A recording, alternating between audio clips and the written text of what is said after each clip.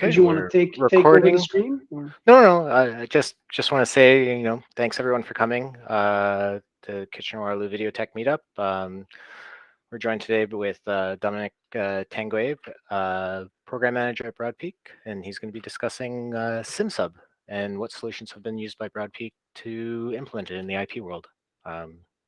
Take it away. Thank you.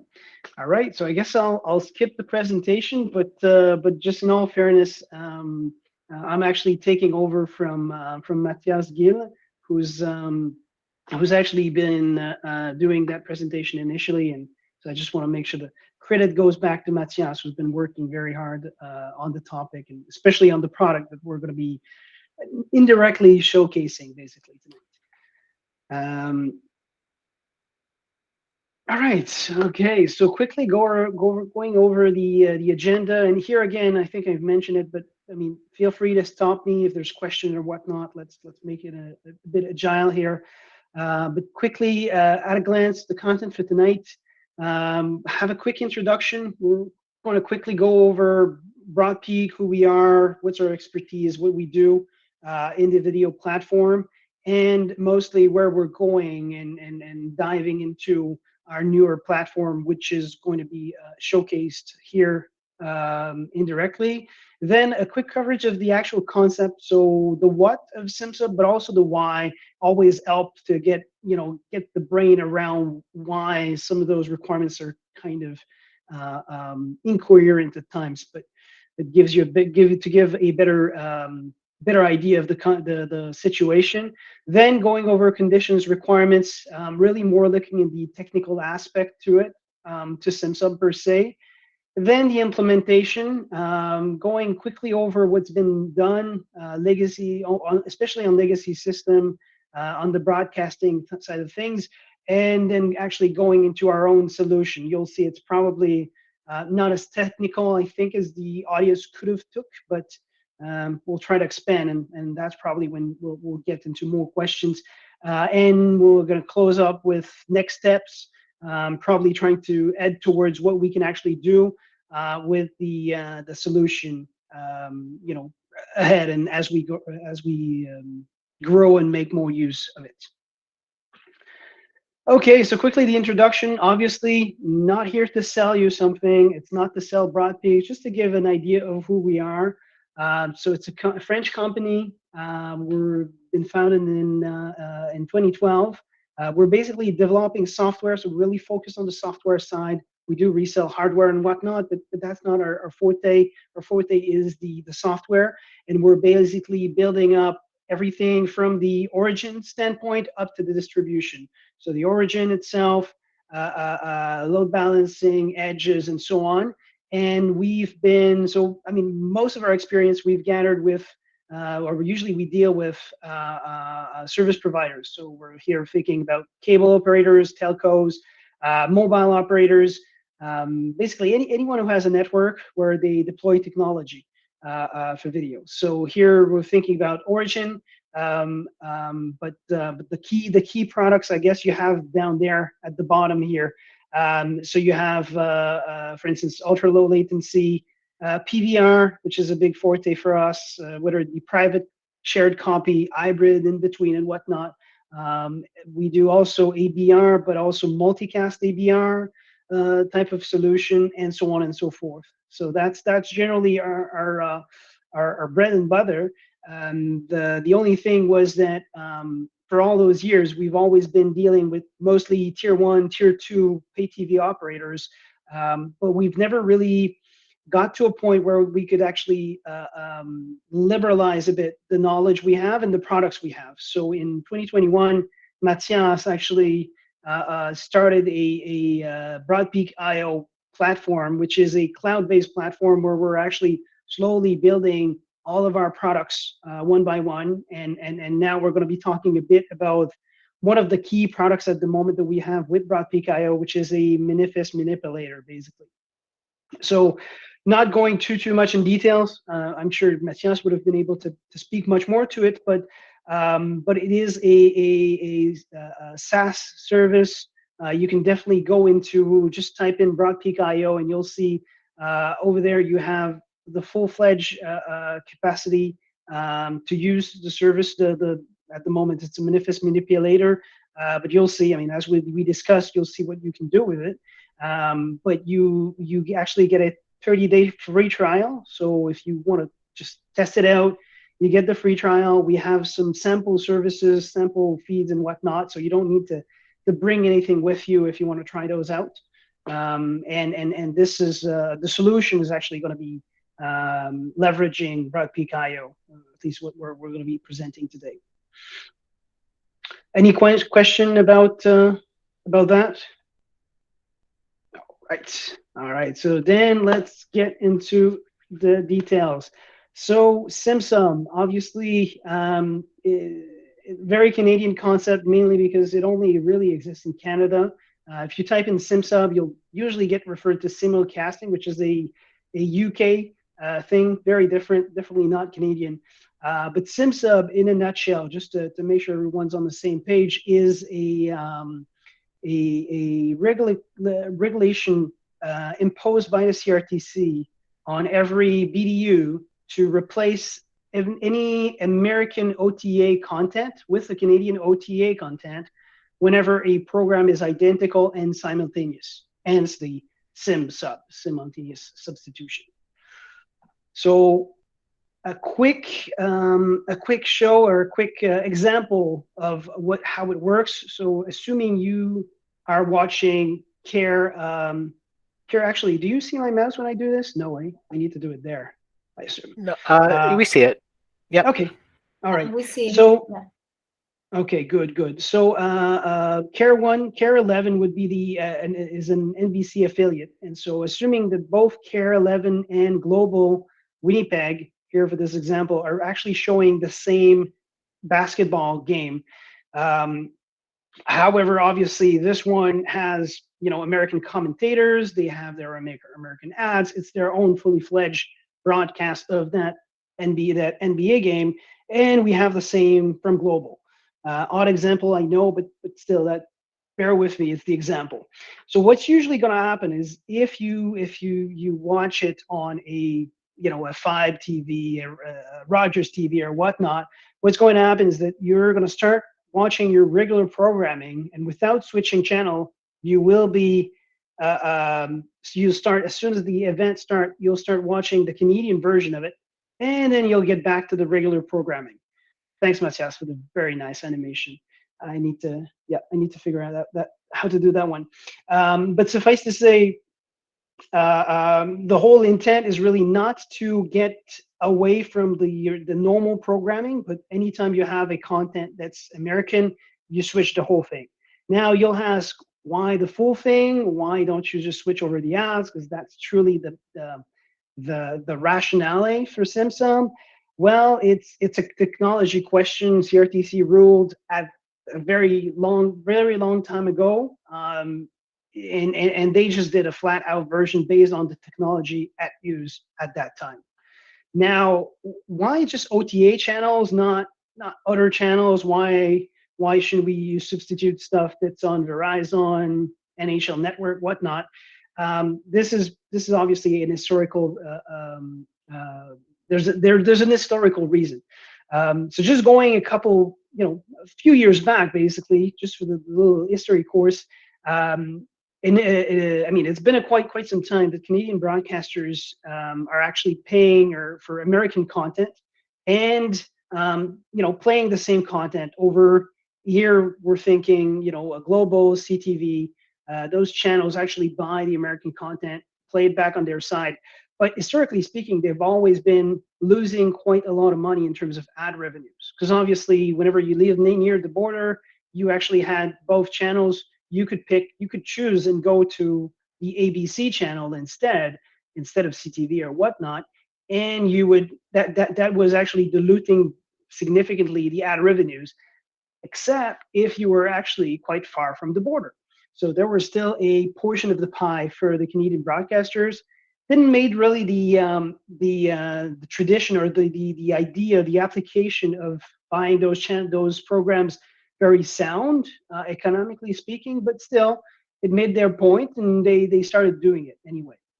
However, at one point, with the coming of cable and later satellite TV, the American 4+1, those OTA channels, were all of a sudden being made available to everyone in Canada, right? So all of a sudden, you could be super far from the border, yet still get those 4+1, and that just made their ad revenue just dip that much further. So in 1972, Canadian broadcasters put pressure on the CRTC, and CRTC ruled that any channel provider, so here thinking Rogers TV, Bell TV, Shaw Cable or Shaw Satellite, they got to, for those who were providing the 4+1 American channels, to actually do the Simsub over their content, and that actually allowed them not only to secure ad revenues when remote from the border, but as we grew, and we got rid slowly of OTA signals, it just increased the ad revenues for those broadcaster companies. So obviously we don't have specific numbers, definitely not something Bell and Rogers wants to share, but at the top here you have a table that shows, the incremental revenue per year. Obviously, it's not quite dated back. We do have a bit more fresh number in 2012, which was the revenue was roughly 250 million, and now we're probably talking about 500 million. Like we can only estimate, but it is a decent amount of revenue. All of that, and the mindset of the CRTC back then was to actually invest or force broadcasters to invest that newly found money into local content, which is always a good thing. But obviously, there comes with a couple of drawbacks and issues and controversies. The main being obviously the perverse effect of getting those broadcasters to start broadcasting more and more American content, simply because it was that much more revenues for them anyway, right? They didn't have to fight for the same content or fight to get a better program on top of the American program. They could just have the American program, and that way they made their money and put money on content outside of peak hours. So slight perverse effect, but anyhow, I mean, as Canadian, I'm sure everyone knows about the Super Bowl, how if you really want to get the Budweiser ads and whatnot during Super Bowl, good luck, have fun, or watch it from YouTube or whatnot. I think it changed, whether it was last year or the year before, I don't remember, but there's been one year where CRTC actually tried not to force Simsub on Super Bowl during Super Bowl, but it's still a work in progress, let's say. But also those are known issues, but there's obviously a couple of technical issues that have been happening. I mean, first off, there is sort of a mini war between the OTA channels from the borders with the Canadian broadcasters. So it has been seen where you have the ABC and NBC of this world changing which program or which episode was being played back, or delaying a bit by a couple of minutes, and so on and so forth, to actually force complaints and try to break a bit the Simsub system, really with a mindset of actually getting back that fraction of the revenue pie. So there's obviously that, but there's also other known situation where you lose the program. We'll talk about it a bit later, but there's all of them are actually scheduled and ends up at the right time. And so there's a bunch of situations where programs got lost. I mean, the best example is probably the David Letterman show. I don't know if everyone heard about that, but it was a live show, and basically in Canada, nobody could actually see the 15 first minute of that very last David Letterman episode, or not episode, but show. So a lot of, obviously this one's probably the most known, but a lot of those, there's been situations where HD was actually Simsub to SD. And so all in all, even though it's to the benefit of the big Canadian broadcaster, ultimately the customer ends up being paying most of the bill. All right, so yeah. Sorry, like this is all new for me. because I'm in America, so I have never heard about this. But my question is, what is in there for that other network that was transmitting that signal, right? What is in for them? For who? For the American Well, you channels? had an example at the beginning. Yeah, you had two networks. One, the one that is transmitting the American, and the other Yes. one is transmitting with the yeah. So Yeah. suddenly the customers that are in the Care 11 will switch to the other one, right? We'll start Correct. looking at that one. So what is in there for that network, for Care 11 network? Nothing. But the sad or good part is that this one's American is based in the States, and so it is being seen as as an external network, and they're just disregarding the benefit basically. Okay, so Completely. that is There is an no benefit at all for NBC. NBC hates Simsub passionately. Yeah. so Care 11 is a Canadian network. It is No? not. No, exactly. No, I mean, Okay, sorry. That was my you see confusion. that little sign here is the NBC affiliate, and so there's basically affiliates, various affiliates. I get the feeling you know about that, but in Canada, we don't have any station of those affiliates. It's different stations called Global and CTV mostly. There's a Okay, couple got of it. others. Thank you. Thank you for You're the welcome. clarification, Dominic. Oh, yeah, pleasure. Any more question before going into a bit more technical parts? Not as technical as it should, but all right, all right. So then going over the conditions. So I guess the first thing to keep in mind here is that there's really two very distinct type of SimSub events. First one is a scheduled event. So that's the majority, I'd say, probably 75 to 80% of the events are known. They're tied to your EPG. You know when they start, you know when they stop, and those can usually be automated. So that's I'd say those are the easy one, right? The easy win, the low hanging apples. But then you do have some monitoring events. So here we're talking about sports games. Here think about the NFL, which is consistently SimSub, or any live show, Saturday Night Live, for instance. If there's president's speech or whatnot, there's always a couple of those live feeds, and in this situation, we actually not broadcasters, but TV operators actually need to have a person, at least one, sometimes one per region, to actually activate. They literally have a button and a reverse button, but a button to actually trigger the Simsub and say, yes, now they show the same program, same time, yes, activate the Simsub. Oh, aboard mission, it's a different game. It's the Raptors versus the Nuggets versus, whoops, it should be a different game. Aboard mission, don't Simsub kind of deal. Which is obviously creating way more trouble for the customers, causing significant amount of errors and whatnot. So always a lot of fun. So those are the two main complexities. The nice last one, big one, is the multi-region.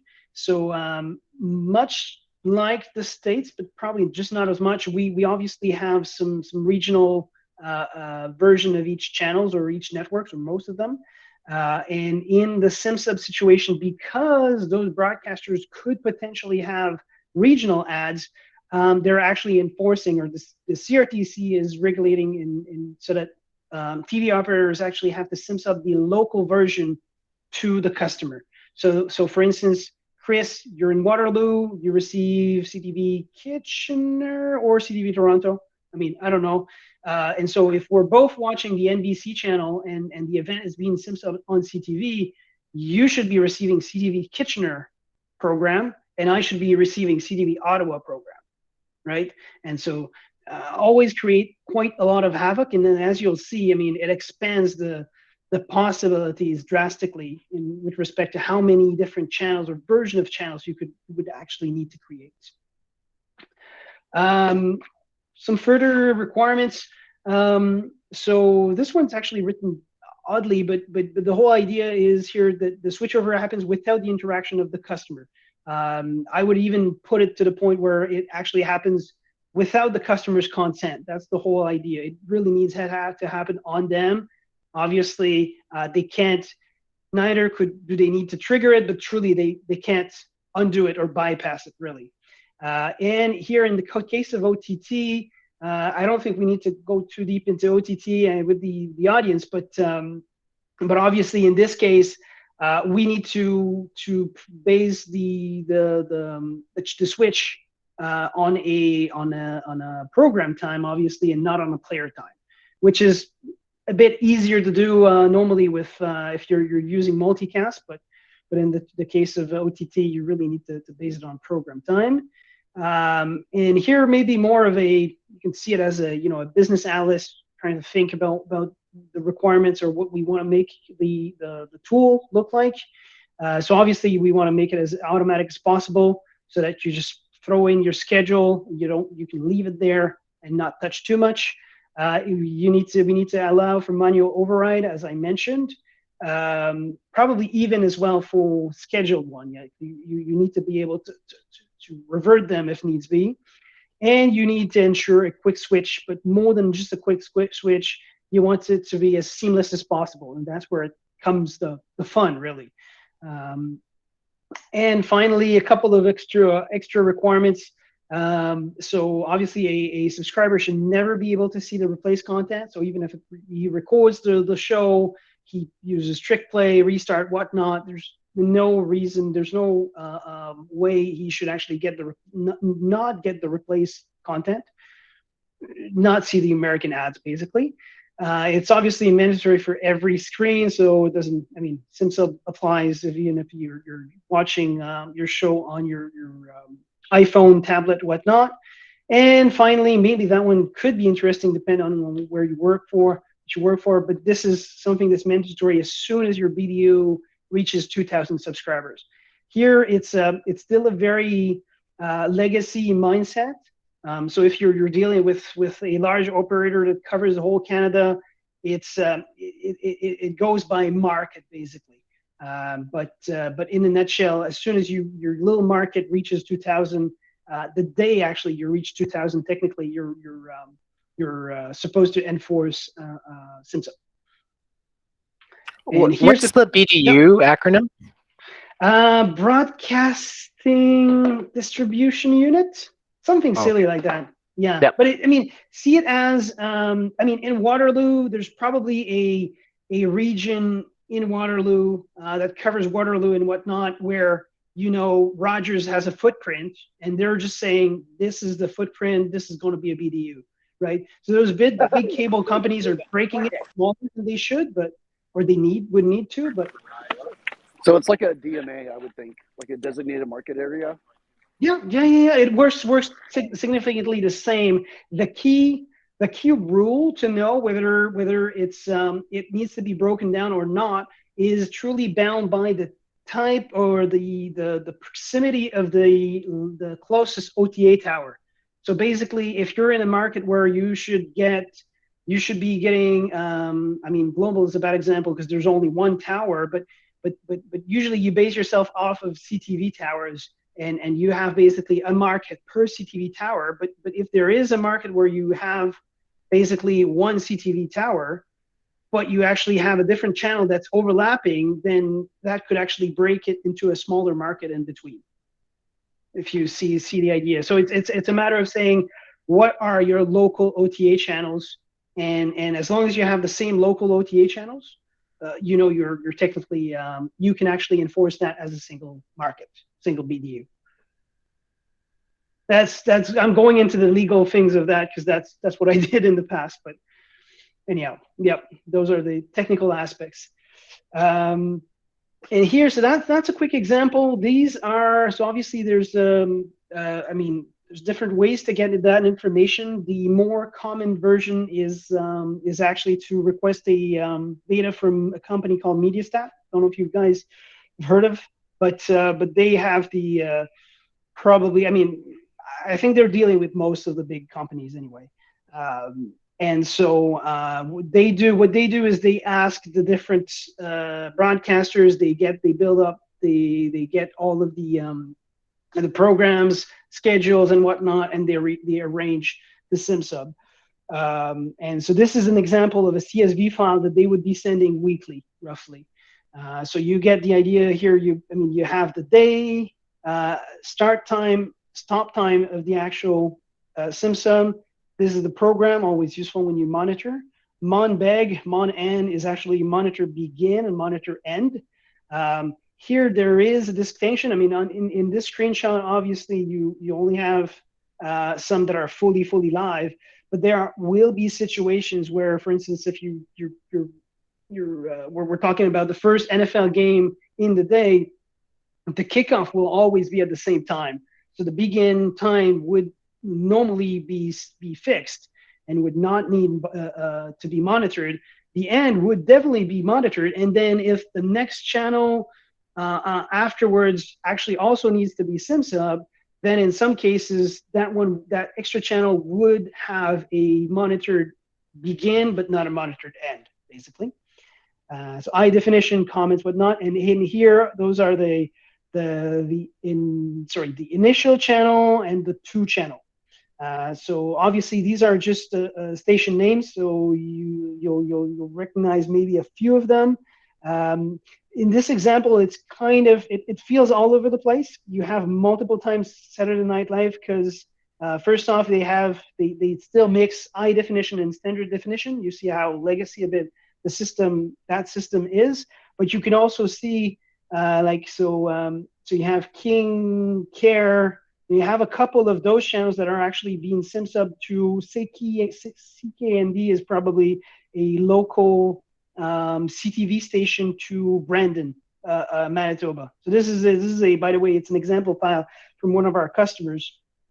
And so it's basically you see the Care is going to be Simsub with this King channel. What I really honestly don't know which one, but this is an American one for sure. It's going to be Simsub with this.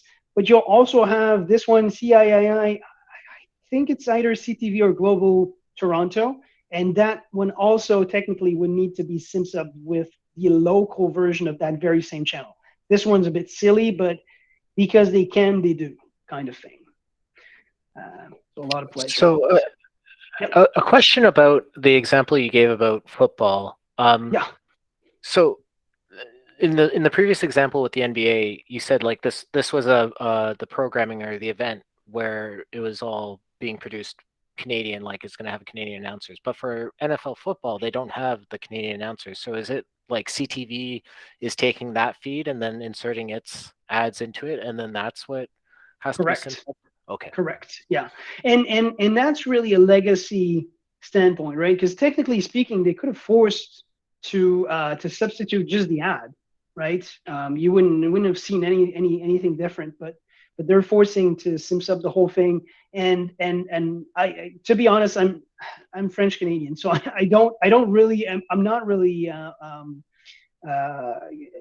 getting too much Simsub or seeing too much Simsub. So I don't know necessarily which program is usually being Simsub, but I know that there are situations where you still have not French obviously, but Canadian commentators. I don't know if it's NBA, but there's a couple of versions that where CTV does their own part.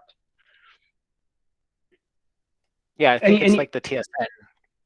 So, some of the TSN but stuff. the TSN is not something to be Simsub technically, because again, it's just historical reasons they don't have to. So they would not be able to. They would not have to, but they wouldn't be able to get the revenue. So that's why they just do the fully fledged program. Try to attract more people. All right. So then going about the implementation. So first off, obviously, I mean, as we were trying to figure out what to do or how to deal with that quite some time ago, so we obviously first looked into what were the legacy way of doing things. So here's our couple of examples. First, breaking things into satellite and cable, because obviously the technology is quite different. You definitely don't have the same means for each of them, as the cost to bring a channel in space is that much more significant than cable. But for satellite here, the first example, the very cheapest and simplest, is the Bell Satellite TV. Here, I don't have an example, but according from the slide to the slide, it seems like it just substitute one channel over everyone. It's semi-bending the rule, but that was sort of accepted by the CRTC, where basically I can only assume, but I get the feeling that if you're in Saskatchewan, you will likely get the global Toronto feed whenever you get a Simsub, basically. So probably not ideal, but does the trick, I guess. And obviously this, they do the same way the cable. I'll get to that in a moment. Then you have probably the most inventive version that I've seen, which is the Shaw Direct, which basically sends the schedule to the receivers, much like they would do with the EPG, the EPG information. And obviously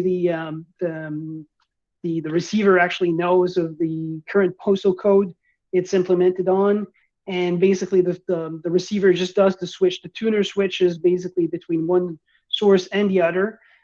So you would only assume that whenever you see that Simsub appearing, it's almost as if the set-top box switch channel on you. But still kind of interesting way of doing it. And then you have probably what's the most used version, which is what the cable company used. So what they do is they switch it on directly onto transcoders. So some do have their own proprietary versions, but the ones that's the most commonly available is a soft or a set of drivers that are created by BCI, which is a small Saskatchewan company. Broadcast Control Incorporated, if you want to follow the link. Very nice guys. And what they do basically, I mean, you see a little screenshot. It's kind of small here, but the whole idea is really that they ingest the CSV file, and they actually allow to switch between one tune point, one channel to another. Now that's all convenient, especially or decently convenient when you have multiple BDUs. Everything's decentralized and whatnot, and you're already forced to have multiple transcoders. It can be decently convenient, but obviously it's not exactly practical for whenever you get towards OTT where everything's centralized, because you get into a point where for that ABC channel, for instance, you basically need to have an ABC version for every region, right? For every market or DMA, if you wish. Right, so you need that ABC Ottawa because you'll need to switch with the source at one point from CTV Ottawa. So obviously nothing ideal. We thought about it because I was working with the customer where we first implemented Simsub at Broadpeak, but that was just the costs were a bit prohibitive, not clean and whatnot. It was going to cause trouble, especially with recordings. So we actually moved to a different solution, and so obviously we can always do it directly on the multicast, right at the exit of the transcoder, but we actually chose to do it using OTT and manifest manipulation. So I mean, I'll probably skip over the actual explanation of what OTT is. I think the audience is technical enough, but obviously if you have questions we can delve deeper. But the whole fact of being able to dance around the video chunks made it that much nicer. So obviously we don't cut chunks, we don't get into the middle of them, but we actually switch right between two. So here's maybe a quick diagram of what we do. So obviously we're relying on Broadpeak IO for that. So you could basically reproduce the same thing if you wish to. So what you would need basically is the original content manifest and the replacement content manifest. But the good news here is that, I mean, this is obviously on the cloud, and that way you don't have to produce the whole feed and send it to the cloud. All you need is the simple manifest file, that much simpler. Obviously, we need to know we have the actual input. At the moment, what we're ingesting is SCSI 224 files. So not exactly the CSV file that you would get from TV media, but we're working on getting an adapter as well. But the whole idea of this one, of the Scuddy 225, which I can delve deeper afterwards. I got some extra material if you want. But the whole idea is that you get an audience, a time slot, action, basically what to do, and that's actually what's nice about Scuddy 224, which is that we can actually use that. I mean, the schematics is actually meant to do much more than actual Simsub. So we'll delve deeper into that later on. Obviously, we allow for some extra query parameters, mainly in the case where the actual audience or the, what differentiate the audience to get this or versus that is not exactly a perfect mapping to the actual request. So there's some extra mapping capabilities. And then you actually have the customer request. So basically, the customer will be requesting directly a manifest to BroadPeak.io. By the way, those can be already encrypted. There's no issues. And so it requests the manifest to BroadPeak.io, and usually it will request it with could be something in the header or whatnot, or just with the IP and so on. And that way you can get a customized content version based on, could be zip, could be whatever you actually wish it to be, as long as you pass it through. And then obviously you get some extra analytics. So that's the black box magic, if you will. There's a question from Abdul Yes. about, is the process done just in time for every online viewer? Definitely, yes. Yes. I guess. Yeah. I mean, on this one, sorry, half and half. So we're doing it just in time. We can cache. I mean, obviously here keep in mind, I'm a system engineer, mostly working on the bare metal version of our software. So I'm not too versed into BroadPeak.io. Normally, what we do is we obviously cache the requests. So if you make the same type of request, we can cache it. But we're definitely doing just-in-time packaging for sure. So we ingest those continuously, but we do just-in-time packaging afterwards. And it's all through the end user categorization, right? Correct. Exactly. So if there's no request coming in for Nova Scotia or whatnot or so on and so forth, then we simply don't produce that manifest. So do you do like VPN inspection to kind of see if where the requests are coming from or where the user persona is coming from is valid? Or it's a very good question for BroadPeak.io. I would have to assume that it might actually be in there. I just don't know what part of the system is actually in there. I know that at BroadPeak we know how to do so. We're usually using MaxMind DB, and we can screen VPN, but I don't know if it's yet into BroadPeak.io.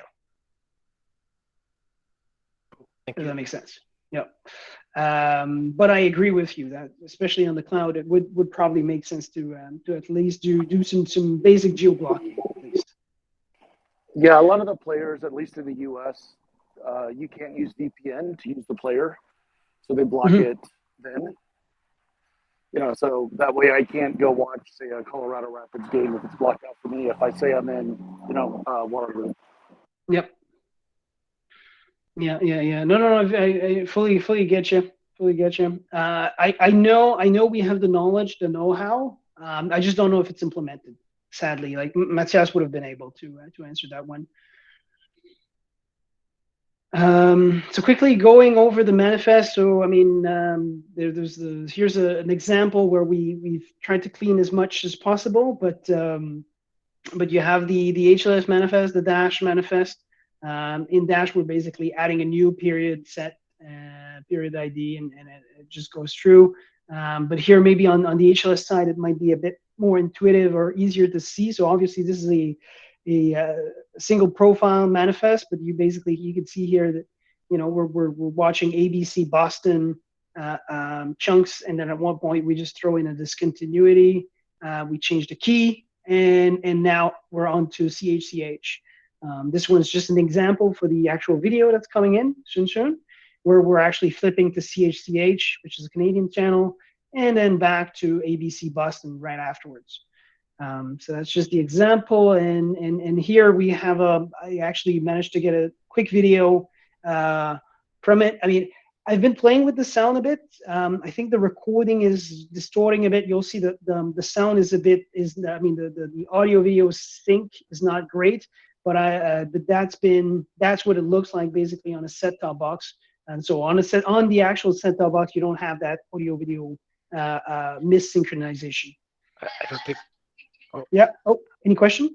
Well, I was just gonna say I don't know if the audio is gonna come through, but we'll. Oh yeah, that's right. That's right. No. You're totally right. You're totally right. That's when I take that little pause and switch. Just a second.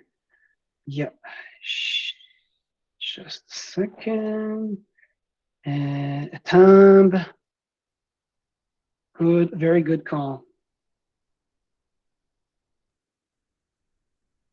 Okay.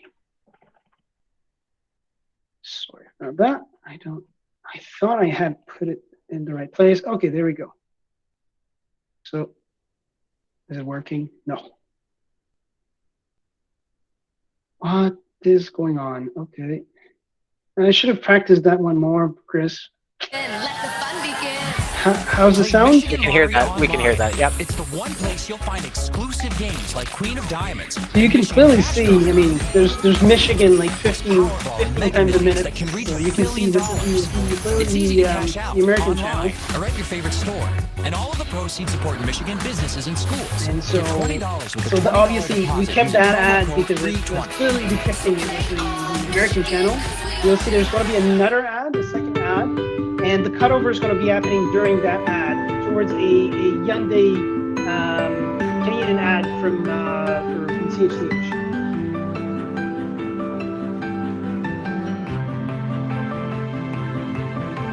Of light, a flicker of magic.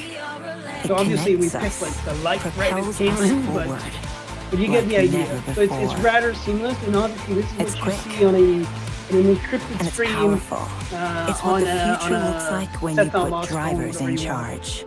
With the widest range of electrified vehicles in Canada and more on the way. Hyundai. All right.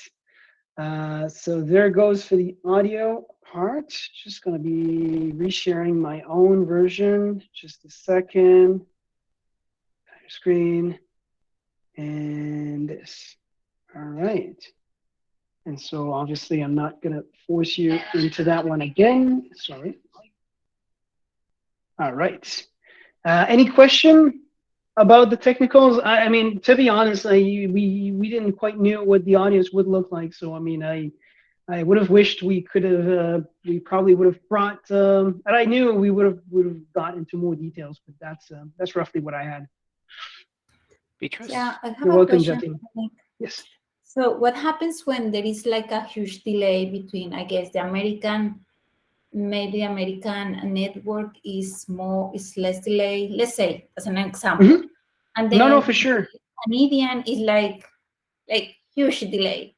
So the user is gonna feel that, right? Because he was looking to something and then it's to switch and then it's behind, something like that. Yep. Yeah, okay. No, for sure. And there's definitely a situation where the Canadian customer will actually see, it'll start, the playback will start and you, I don't know, for instance, the ads were actually, the program started earlier in the American version. So you'll get the beginning of the show, and then at one point it'll stop, maybe 2 minutes in, it'll stop, you'll get some Canadian ads, and then you'll start again the show from the beginning. Awful experience, but at the end, usually it ends up being roughly even. So it's an awful experience, especially when you're using the scheduled version. Usually people don't put someone in front of it. There are definitely big ones, big operators. I've been on chats with them and whatnot, and some of them do put someone to actually monitor every one of them, but to a degree where they basically need to wait for the beginning, few first seconds, and say, yes, it's the same episode. So yes, I initiate the Simsub. But all in all, mainly because the program time is just not the same. It's skewed there's not a whole lot not a ton of ways to actually readjust. Obviously, if we were to just switch the ads, that it would be that cleaner for the customer, but can't. Yes, Chris? So how I think there's been cases where we get Simsubbed, but with local ads as well. So like we would get like the Toronto feed, but then we end up getting also Kitchener ads or something like that. Yeah. So but that's solely because you actually get CTV Kitchener. Okay. Right, because what Bell does, CTV does, but CTV does on their own feed is that they have the national feed and they do some actual ad insertion, legit ad insertion through their own feed. So sometimes they may even make mistakes where even within their own ads, but the streams. I guess another follow-up question is when, so when they're taking the national feed, they're adding their own like bugs to it, like the logos. They're transcoding to do that, to do the logo insertion onto it. Yep. Okay. Yep, they do. But I mean, they're going to be transcoding it anyway, right? So they figure just might as well. And they obviously that's where you sometimes, especially when you get transparent logo, you'll feel it more, right? Whenever it's an American program, you'll see that they actually try to scrape for the American logo and then put that on top of it. So you'll see it's actually worse. Whereas if it's their own programming, you'll actually see through the logo because it's just an extra layer. If that makes sense. All right. Not that you really want to see that real estate, but it's just the mindset where the American channels just don't necessarily give it freely. Yeah, makes sense. Yeah. So I guess going into the next steps. Sorry. All right. So I mean, obviously, once you have that type of technology, once you have a manifest manipulator, there's obviously a couple of other ideas of other ways you can leverage it, but because it's really using the same type of structure and capacities. But quick examples would be obviously blackouts. So if you want to, I mean, obviously there's blackouts on NHL games. So if you happen to have a TSN4 game, you only have the original stream and you need to black it out for. I mean, if you're watching a Maple Leaf game, you need to black it out in Ottawa, for instance. Then you could use that, but not only to put an actual blackout, but can actually put a slate on it, or show TSN info, or show an extra programming, or even a small VOD file that you would have created saying this show is not allowed in your region. Sorry if you want to complain. Here's how to complain to the CRTC, or actually the NHL in this case. You could also use it for emergency alerting systems. So if you were to record or create your mini video of that Amber Alert, rather simple to code, you actually fit it in. You can throw it in as a Simsub basically. So as soon as you get it, you encode your little video of that ad. You press the button, you publish it. And truly with emergency alerting system, all you need to do is to provide a polygon, right? So you provide the polygon and we'll do the mapping based on IPs. And then obviously the other, it can actually also open business modules. So here we talked to a degree about ad insertion. It's really the same mechanism. So you can do regional, but you can even push further, pair that with a Google ad server and do some targeted ads to the IP, really. You can always also do audience-based virtual channels where you basically just add in extra VOD assets, much like the HBO channel would do, or Super Channel or whatnot, where you just have a series of video on demand version. You can cut it with your ads or whatnot, or PTV and so on and so forth, basically. So obviously, quite a few possibilities. And that's roughly it. Any question? No, very interesting. Thank you very much, Dominique.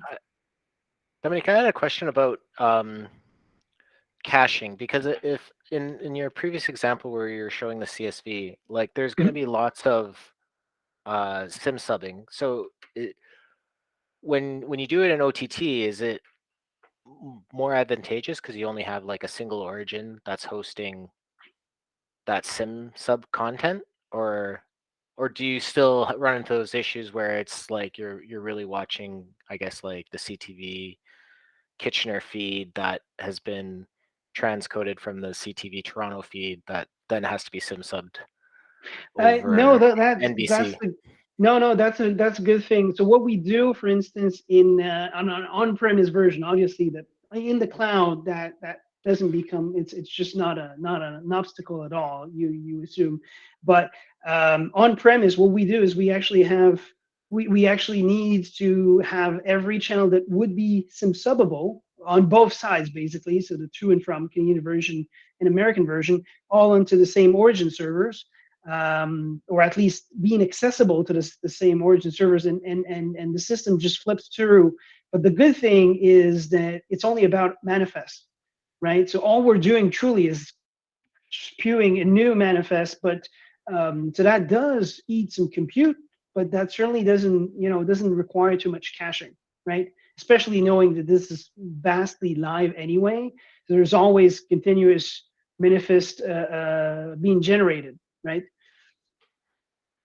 And so that's what's good. What's so good about that is that in terms of caching, if you look at the cache, I mean, for I don't know, for the example of ABC compare Simsub with CHCH on the cache, you end up just having ABC and CHCH chunks, and then at one point during the Simsub event, you just don't have any ABC chunks, and afterwards you again you have those ABC and CHCH chunks.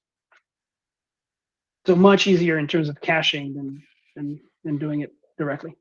Yep. Does that answer your question? Yeah, and I guess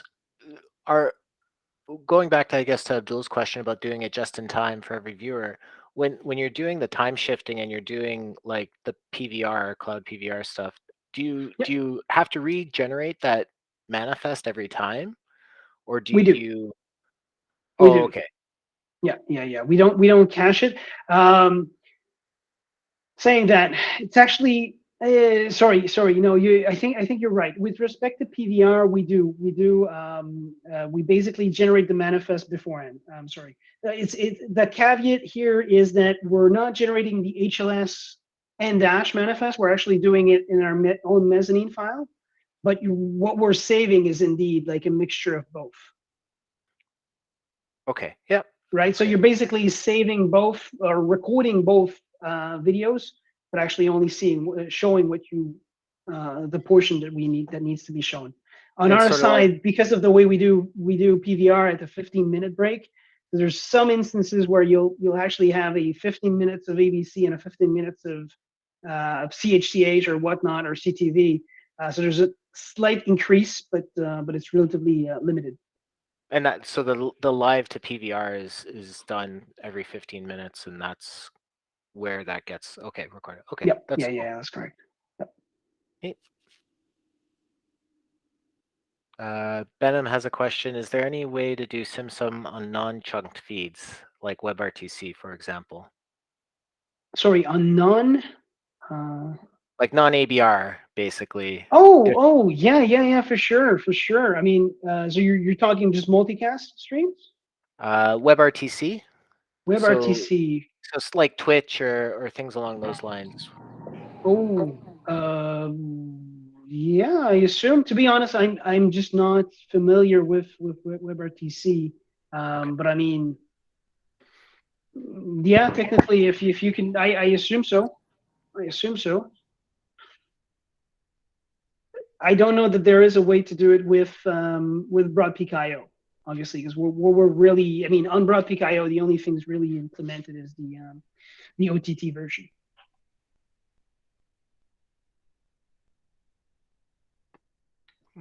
Any other questions then?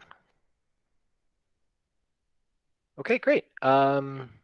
Well, thank you, Dominic. Thank you, everyone, for joining. That was an excellent talk. It's always great to get a little bit of Canadian technology and understand TV in Canada. So yeah, so hopefully you can join us next month. Don't have a speaker yet, so if you're interested in giving a talk, let me know. All right. And otherwise, thanks again, Dominic, and everyone have a good night. Thanks, Dominic. Thanks. Okay, take care. Bye-bye. Thank you. Thanks. Bye. Thanks. Bye.